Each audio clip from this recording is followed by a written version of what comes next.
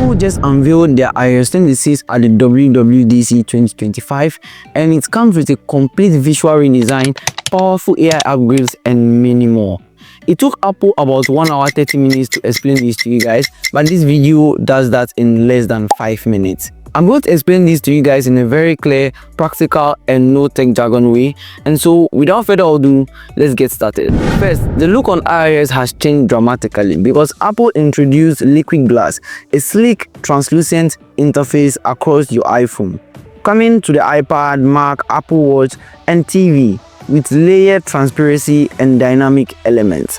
Your lock screen now showcases spacious layout, animated album art, and floating Safari tab bars. The camera app has now been redesigned with streamlined controls with a simple photo video toggle that allows you to switch between modes, all whilst hiding advanced options. And now you're also allowed to switch basically from HD 30 frames per second to 4K 60 frames per second without no hassle. Apple Intelligence has now gotten smarter because Apple has now introduced the live translation feature. This allows live translation for voice calls, video calls, and even messages. And then there's visual intelligence that allows you to highlight anything on your screen and then immediately search for it on Google or any other app you use to search for your styles. Now, my first impression on this is, I've seen this somewhere before. Exactly. This is circle to search in Apple terms. Apple has done this before with their Retina displays, Apple Intelligence itself, and now it is called visual intelligence. The phone app has gotten a lot of improvement over the years, but this is the biggest one yet. Call screening has now been added to the phone app. What call screening does is whenever an unknown number calls you, it picks the call silently in the background and listens to the first minute of the call. If it makes sense and it's something you should really quickly get to, it will now notify you and you can pick that call from there.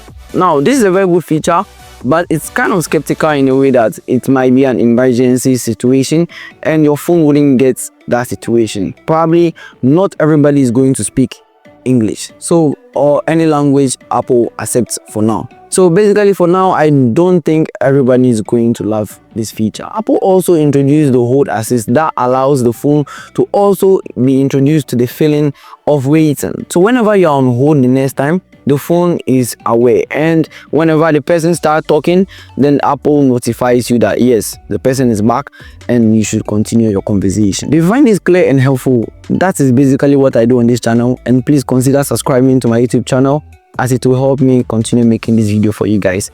But now, back to what's the name. So you can now create posts on the Messages app. You can also set customized background in your chat.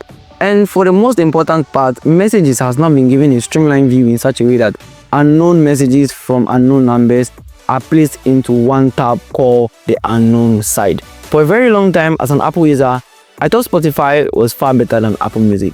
And I should say it was true, but for now, I think Apple is also playing their game well because they've now introduced their own DJ named AutoMix. The AutoMix can now behave like a real DJ and change songs and mix them according to the right tone. Now, the next one is kind of my favorite one, the Apple Maps feature. I rarely use Apple Maps, but I think this time around I am going to start using Apple Maps. And I'm kind of a person that moves to places a lot, and I don't keep those places in mind. And so whenever my friend asks me where I went to, I can't give them the actual direction. Now, Apple Map now allows you to save your visited locations. And so anytime your friend asks you, you can just send them that visited location as a share. And you don't have any stress. You can also delete this anytime you want. And so there is no privacy leak, although Google Map already has it a long time ago. Also, because of the high rise of gamers on mobile phone, Apple has now taken the incentive to also add a games app. It allows you to connect with other gamers in challenges kind of form. You also get access to all the games you've ever downloaded, also get access to arcade games and so many more. So I kind of mentioned the Apple Map was my favorite, but this now is my favorite. Apple finally listened to its users. Apple has now redesigned the Photos app again after almost everyone complained we didn't like the all-in-one Photos app. Now, Apple has now included the tabs back into the photo that allows you to change from your normal photos to your collections. So basically, you can switch between two of them, and there are much more styles that Apple has added. Now, you can 3Dify your 2D images and make it more spatial and everything. I already have the iOS 26 on my phone right now, and I'm trying it out.